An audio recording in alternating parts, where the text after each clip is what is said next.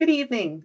I'm just going to let you know that we're going to be starting promptly at 5:30 this evening. We'll wait for a few more people to join us and then we'll get started at 5:30. Thanks for joining us tonight.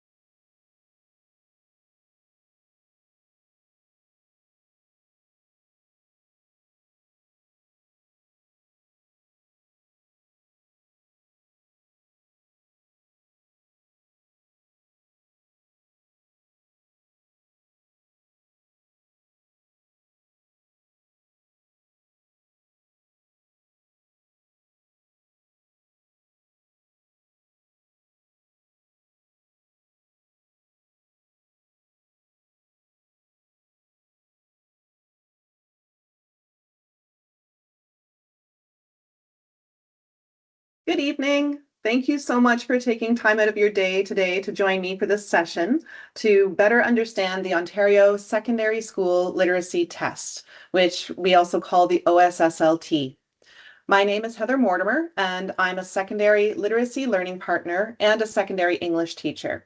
This is the first of two parent support sessions, and tonight we're going to go over what your child can expect on the OSSLT and how they might prepare to take on this test and be successful in achieving this important educational milestone.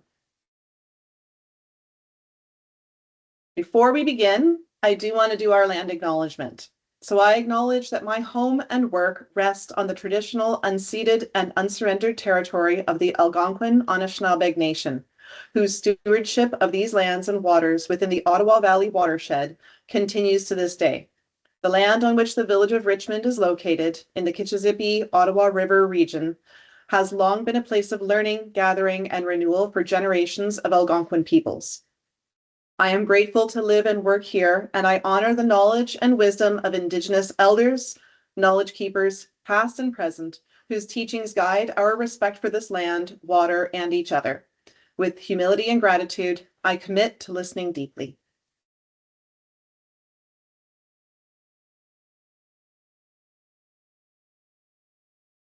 So let's get started. So first of all, as a parent, you are your child's first teacher. Your influence on their attitudes towards school, learning, and future success is tremendous. Your involvement right now provides them with an important foundation for success in school and in life. So the simple act of you attending this session shows just how much you care, and the benefits to your child are many. So your involvement with your child's education can help to lead to improved achievement, more positive attitudes about school, greater participation in classes, increased motivation with their homework, higher rates of high school graduation, more consistent school attendance, fewer behavioral issues, and it opens opportunities for you to become involved in the school and the community at large. And it also leads to a brighter future for students both at school and later in their lives. So well done for coming tonight.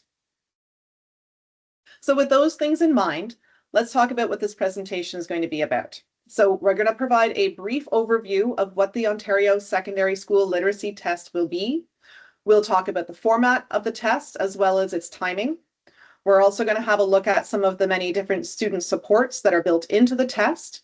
We'll discuss when you and your team can expect to get the results, and I'll provide some resources at the end for families to consider in preparing for the writing attempt, which is coming up in the next few weeks.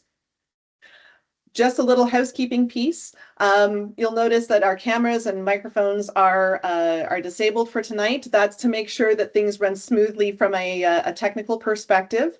That being said, the chat is open and available to you. So if at any point you have questions for me, please feel free to put them in the chat and I will address them either during the presentation if I'm able to, or at the end.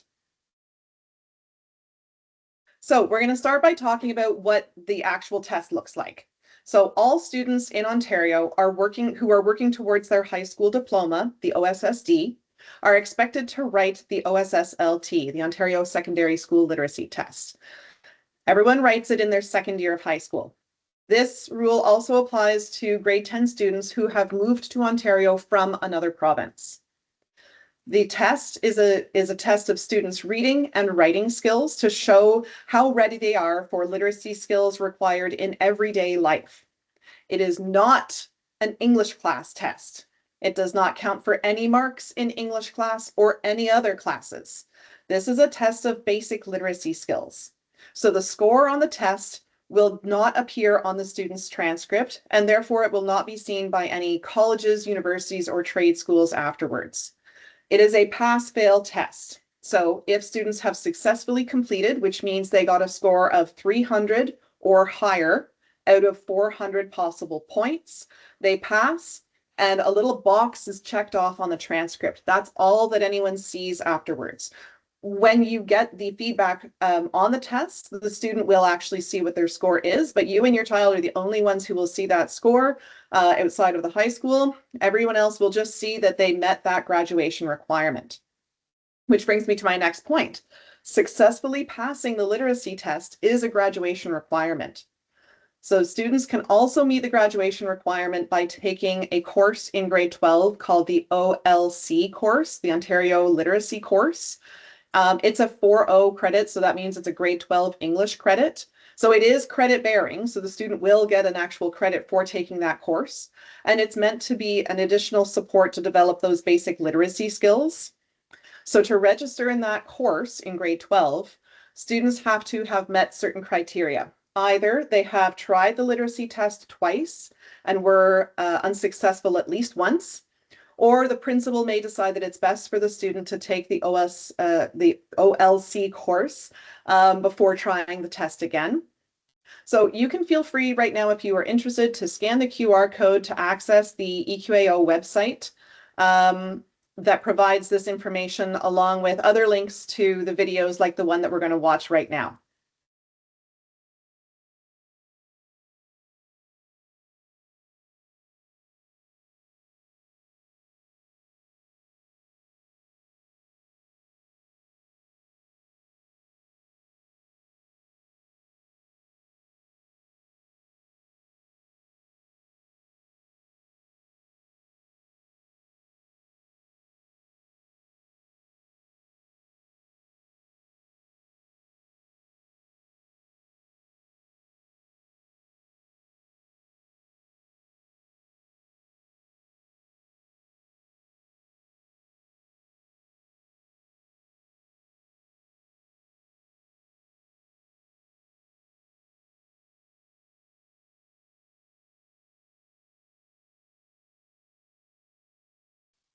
I apologize. I'm just seeing someone in the chat indicating that you are not hearing the audio for this video. Is that correct? I apologize for that. I thought I did share the sound. Give me one moment and we'll see if we can get that sorted.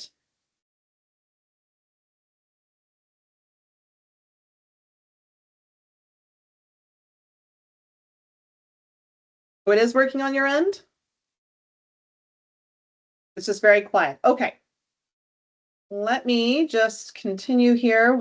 I can back it up a little bit and I will increase our volume on my end and hopefully that works for you. If it does not come through perfectly clearly, I will be providing some links at the end and you will be able to hear it. But at the very least, there are subtitles included in the video.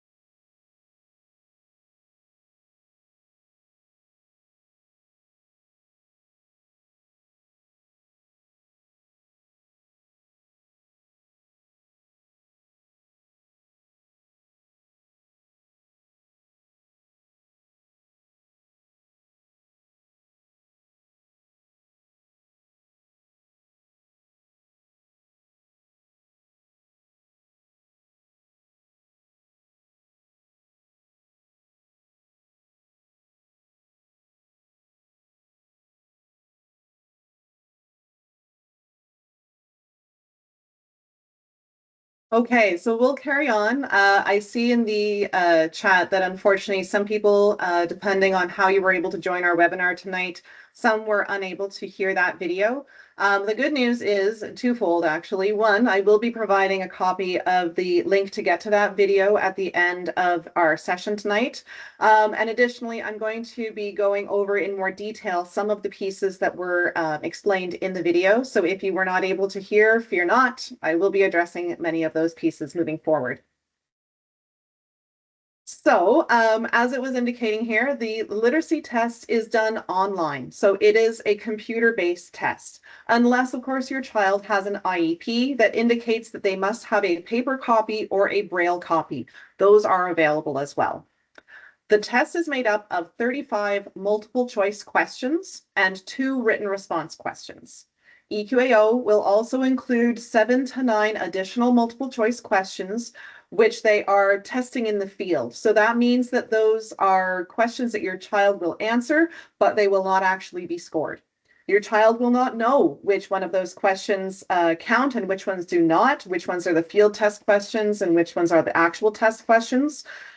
So we encourage the students to answer all of the questions and leave nothing blank because we can't tell otherwise.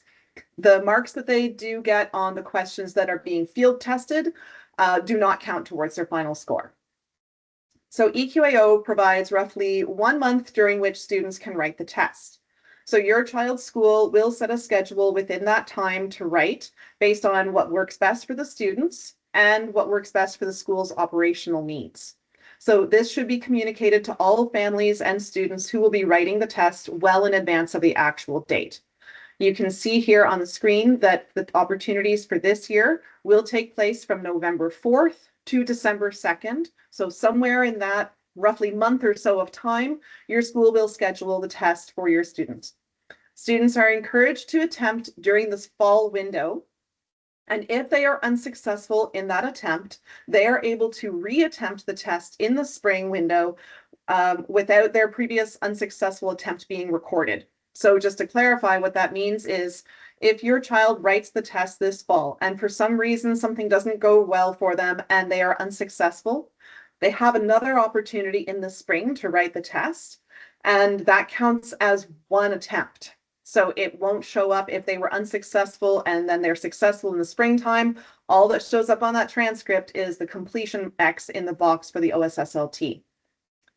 So if you are not sure what dates your child's school has chosen for the fall attempt, they should be communicating those shortly. We have about a month or so before the test window opens.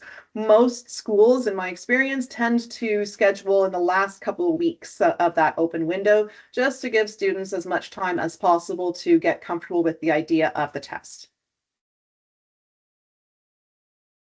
Okay, so the test is divided into 2 parts, session A and session B. Students are able to complete both of those sessions back to back with a break in between of about 15-20 minutes, or they have the opportunity to write them on different days. Each session must be completed in one continuous supervised session. So that means if they start session A, they have to finish it that day. But if they wanted to, they could do session A one day and then take a break and then do session B a separate day. So that's something that can be discussed with the school. Students must answer all the questions. If they leave anything blank, it will be a 0 on that part. And the system does not remind them if they've left something blank. So if they accidentally overlook a question, it will not say, you forgot to answer question 20. So they should be very careful. Session A will contain a narrative, so it's a story based on someone's real life experience. And then there are 7 questions based on that. There's an information paragraph and then 6 questions related to that, and a news report. Now, some of you, like me, might remember in the early days of the literacy test, we used to have to write a news report. That is no longer the case. What the student will do is read a news report and then answer 5 multiple choice questions relating to that. And then they will have a prompt that will have them write a paragraph response to something that they would have read in that news article. Session B, they'll read a dialogue, so kind of like a script format with 5 questions associated. They will do 12 questions on writing conventions, and then they will write the opinion essay, which is one opinion piece that's expected to be about 5 paragraphs long or 500 words. I see a question in the chat. The student doesn't do the test in the semester they're taking English. That's an excellent question. So yes, sometimes in the past, we liked to try to schedule it for when the student had the English class, or we would actually schedule our English classes for the time when the test occurred, because the test used to only be done once a year. And everybody in the province wrote on the exact same day. And if you were, unfortunately sick that day, then you would have to wait until the next year to do the test. So a lot of things have changed. And with it being online now, we're able to have students write within a month-long window of time. So we no longer have that issue of students being unwell and not able to write. But that also means that we have these 2 opportunities. And as it noted in the video, it is not an English class test. It is a test of basic literacy skills that the students have developed to the end of grade 9. So with that in mind, it actually does not, it is not specific to the grade 10 English curriculum, and therefore it can be written without the students having taken grade 10 English, if that makes sense. I also see a question, can the student have someone scribe for them? Yes, if that is on their IEP, their individual education plan, to have a scribe, then yes, they can have a scribe. Okay, so that good timing, that kind of works into this next piece. Student supports during the literacy test. So during the test, all students have access to the following supports. So this is beyond those who have an individual education plan with specific needs like scribing. That would have to be written in the IEP to be able to have access to a scribe. And if that is the case, I would encourage whoever is going to be scribing for that student, have some practice interaction with them beforehand, just to sort of bring some of the tension down. But all of our students have access to these opportunities. So headphones. The headphones can be used to listen to the question. So a special note about this. There is a read aloud opportunity. So an immersive reader is part of the literacy test. Any student can use headphones and have the test read to them. So they'll, excuse me, so they can have those headphones. The read aloud function, some students have reported that when they use it, it starts at the beginning of the line every time. And if they stop it, answer a question and go back, it starts at the beginning of the line again. So it's just one of those pieces to let the student know, because it can be frustrating. Why isn't it doing something else? It's not a fabulous immersive reader, but it is an immersive reader. So it's good to be prepared for that. The other thing we can use those headphones for is to listen to white noise and calming music while writing the test. That's kind of nice, I think. Some of our students are quite accustomed to listening to music while they're doing something that causes them some anxiety. And so this can be really helpful. It's embedded in the system.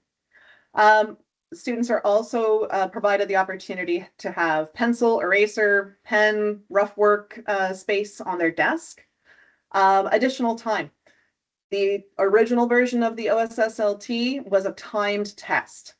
And on a couple screens ago, I showed you the 65 minutes, 75 minutes. Those are estimates. Those are averages of how long it typically takes a student to do each session in the test.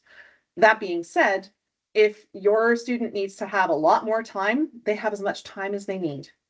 The one sort of parameter is that they need to finish a session in one attempt. During one day. So they can't carry session A over 2 days. They have to do it in one. But if they start first thing in the morning and they want to use the whole day, they are entitled to do that. They will also have some reminders about test taking strategies, quiet, individual setting, preferential setting, all those sorts of pieces are part of this. Supervised breaks. Additionally, all students have access to a help menu, the text-to-speech function, which is the read aloud piece, zoom in, zoom out capabilities to make the text larger or smaller on their screens, a line reader that will help them to focus one line at a time. It kind of blurs out everything else on the screen except for one line. I heard an interesting tidbit of information earlier this week that apparently that's the most popular tool in this toolkit. High contrast view. This is another one I know is quite popular with our students. It makes the screen black and the writing white. So different view. Highlighter, the line and the eraser, so they can make notes or underline or circle something. There's also a digital notepad. So just to be clear, students don't need to have an IEP to have access to any of these supports. So I recommend having your child use the link that I'll be providing at the end of the session and go into the practice test on the EQAO website. Not to do the whole test, just to simply go in and experiment with some of those tools that are available to them to see which ones they like and what they think they might actually use. I will actually, you know what, I might put, I am able to, no, I was going to try and put the link in the chat right now, but I will wait until the end for that.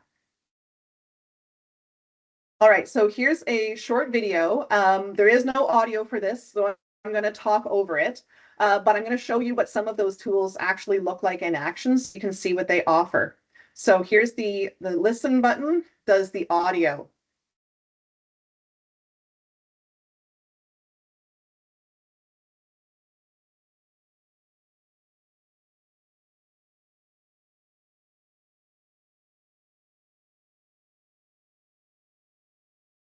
So you can hear it reads everything, even what those buttons actually do.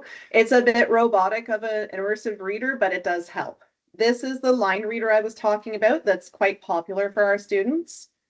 So it helps them to kind of keep their eyes on one bit at a time. The high contrast, that's what that looks like. I'll also mention as you're looking at these that they can be used in conjunction with one another. So you can use the immersive reader and the underline piece and the high contrast and the line viewer all layered on top of each other. So it can be very helpful that way. There's also different colors if they wanted to underline for different reasons. Same thing with the highlighting, it can be done in different colors. And the eraser. And the last one is the rough notes. So it will open a little tab that they can make note of things to help them remember something that they read to help them answer the questions afterwards.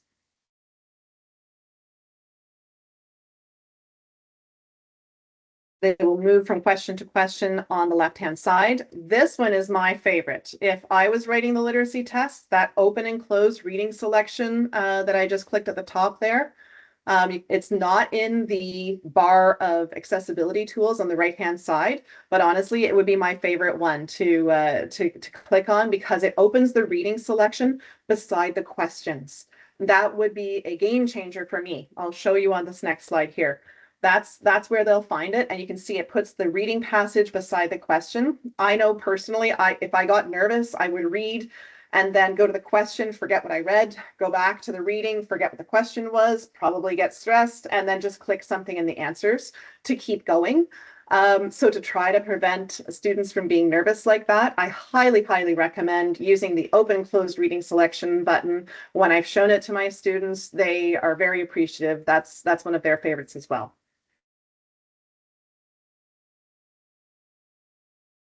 Oh, and I'll also mention the little purple circle there. That indicates that they can flag a question. So for example, if they are doing the test and they get to a question and it stumps them and they're getting a little bit nervous about time, which they don't need to be, but you know how we are sometimes, they can flag it to know to come back to it. So if they do leave it blank, they can flag it. So students are encouraged to read carefully and take their time on the test. So for example, this question from the online practice test this is a really important one to notice why we have to take our time. The student is asked to organize the following events in the order in which they actually happened. That's the wording of the question.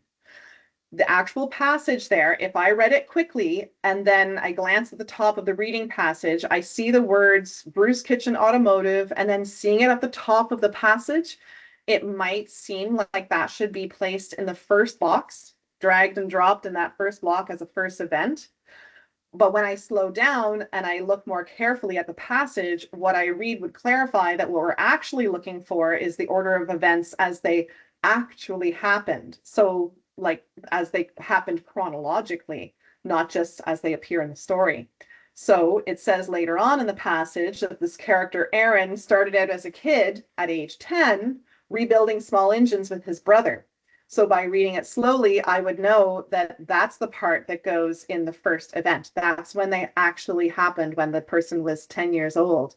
Not so there's like a flashback in the story. So reading slowly and carefully and thinking fully about what it is they're reading, and knowing the question before they read is really helpful for questions like this one that would otherwise be kind of tricky. So questions like this one require students to use inferencing skills, which is another really important piece. The reading passage does not explicitly indicate the senses that Aaron needs to help him as a mechanic. It requires students to think about our different senses while they read, and then think about which ones would be helpful with the kind of work that the character Aaron does. So that means students need to make a connection to some background knowledge and look for clues about the senses and then choose the two correct answers.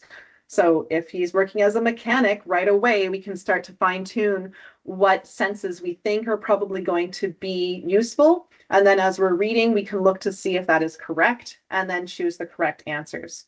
Another quick note I'm going to mention about this one. It says which two senses. If the student only clicks one, even if it's one of the correct ones, they don't get any points. So if they don't get both pieces correct on the question like this, it counts as 0. It's a bit tricky, but that's the way that it is, I'm afraid. I see a question in the chat here. Yes, this session will be recorded and it will be available as well. So if you're not able to see something, it is being recorded as we speak, and I will be able to share that afterwards. I also see if they're successful in only section A or B, do they need to repeat both? Good question. Unfortunately, yes. It is a total score piece, so they need to score a minimum of 300 points out of 400, which is 75%, to pass the literacy test. So even if it's session A or session B, they put the whole thing together, and that's how they score that, I'm afraid. Okay, so a question like this one on the screen right now asks which paragraph expresses the overall theme of the reading selection. So students need to understand main ideas of a whole passage to determine which paragraph covers that same idea. So it means you have to read carefully the whole thing, but then also carefully read each paragraph again and make connections between those two pieces and inferencing the main idea. So here's an example of a multiple choice question that they might experience. Which sentence is spelled correctly? So they can read them carefully and then click on the one that is correct. There's another one in this case, again, writing conventions. This one asks, has two drop-down pieces there. You can see the little blue chevron. They'll click on that. Some different punctuation will pop up and they need to choose both correct pieces of punctuation to get that point. Here's another one. In this case, there are 3 open boxes, and the student will drag and drop the correct answers into those boxes. And you see there are 4 options and only 3 possible spaces, so they'll need to choose carefully. So the results of the test will be given to the students by a teacher or by your school administrator. The letter is going to look like one of these 2. So for example, on the left-hand side, circled in green, you'll see the results. You are successful on the OSSLT, followed by the score and the number of questions attempted by your child. I realize it's a little bit small, but I'm sure you understand the idea. On the right-hand side, the one with the red circle, that reads, you are not yet successful on the OSSLT. And again, it shows the score and the number of questions that the child attempted. The remainder of that page on the right-hand side outlines some of the basics about the score. So it explains that a 300, which is a 75%, is a pass, and that the test evaluates the literacy skills to the end of grade 9 based on the Ontario curriculum. And below that is a list of the success criteria. So what you need to do to be successful for reading and writing. So you can see there's a lot more information on the one on the right-hand side that shows an unsuccessful score versus the successful page. They're providing a lot of additional information for support purposes to make sure that the child has an improved chance for the next attempt. So I'm just seeing another question in the chat, which says, do you recommend all students, even if they don't have English class this semester, do the November test as they have the spring test to do it again? Yes, I do. This opportunity of having the chance to write it in the fall and then to redo it in the spring if you're unsuccessful is a time-limited offer, we'll say. We don't know how long the EQAO is going to be giving us that double write opportunity. Every year we kind of wonder if they're going to pull it back, because for the first almost 20 years of the tests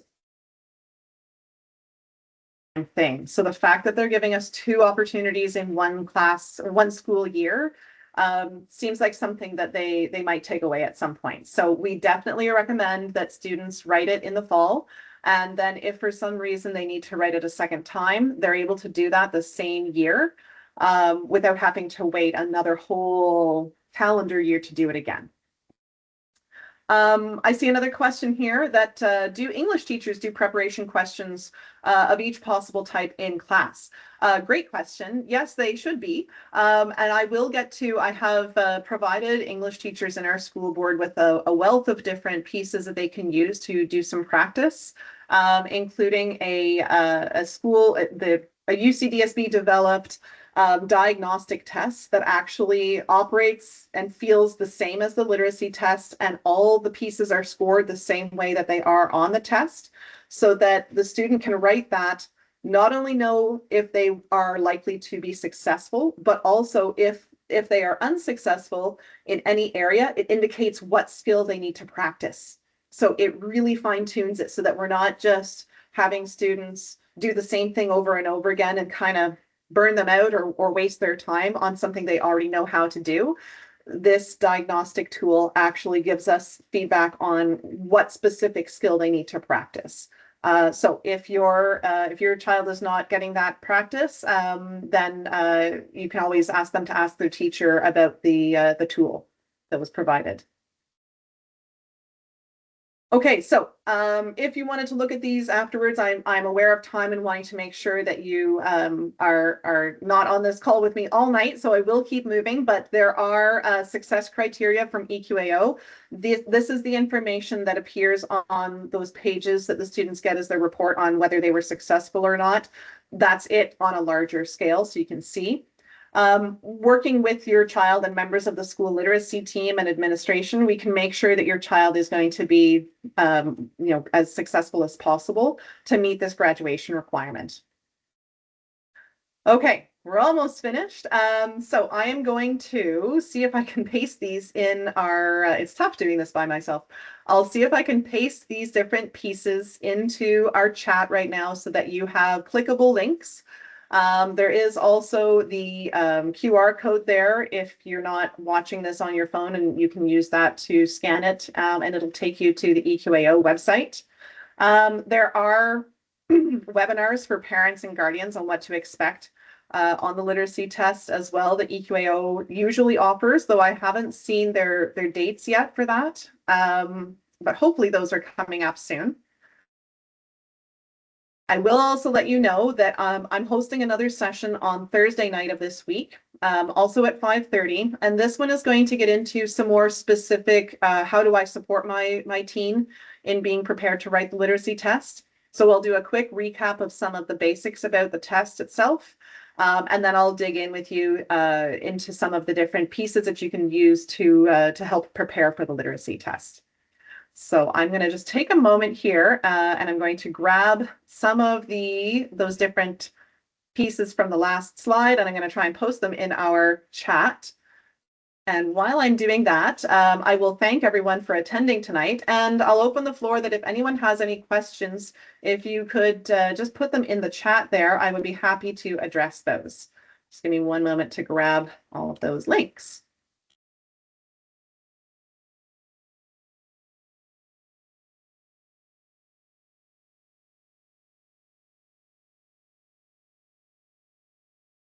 Okay, so there are clickable links to PDFs that are that were on that slide a moment ago that you can access now in the chat. If you're not able to stay, I'll thank you for coming, and hopefully we'll see you again on Thursday. If you do happen to think of another question after you've left the call, I do encourage you to reach out to your child's school. They should have some answers for you, including when they're planning on booking the test. And if they don't know the answers, they can email me and I will provide the answers as well. Or you can make a note and ask me on Thursday as well if you are planning on attending that session. Okay, so let's see a question here. We don't have English this turn. How can she get help? Good question. So there are this coming Thursday in this session, I will be going through some of the different resources as well. But if your daughter is interested in having some support, I encourage her to talk to her teacher and see if she can connect. There will be a team at the school who's organizing the test for the school and helping to prepare students just to feel more comfortable. In a lot of cases, what it really comes down to is having the team feel that they are supported and that they are knowing what they expect, right? Walking into the test, not knowing what they're going to expect, that can be unsettling. So knowing that there are resources and practicing with those on the online practice test to see how they work. You can look at, I did provide a link to the practice test. Your daughter can take a look at that as well and see what some of the questions look and feel like and get some practice that way. But the school will also be able to provide her with some additional supports if she is interested. So I would definitely connect with the school. Okay, I have another question. If students are on IEPs, how does this get taken into consideration? Okay, good question. If the student has an IEP, which is an individual education plan, then the school will make sure that that is input in EQAO, and anything that is on their IEP will be considered as part of the assessment practice of EQAO, if that makes sense, on the test. So if they are entitled to a scribe or braille or more frequent bathroom breaks or whatever it is that they need that's in their IEP, that is provided for them as well.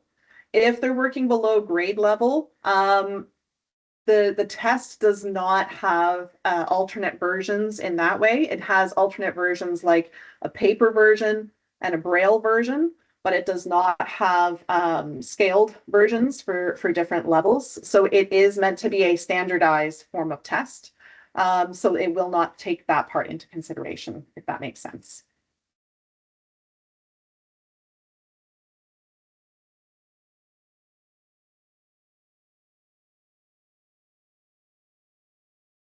Good question. Does anybody else have any questions for me?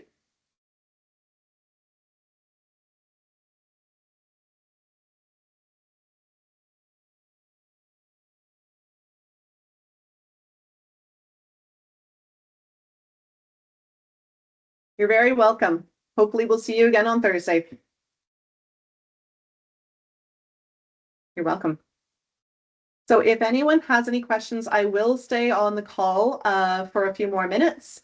But if not, thank you very much for coming tonight and for joining me for the last 40 minutes or so.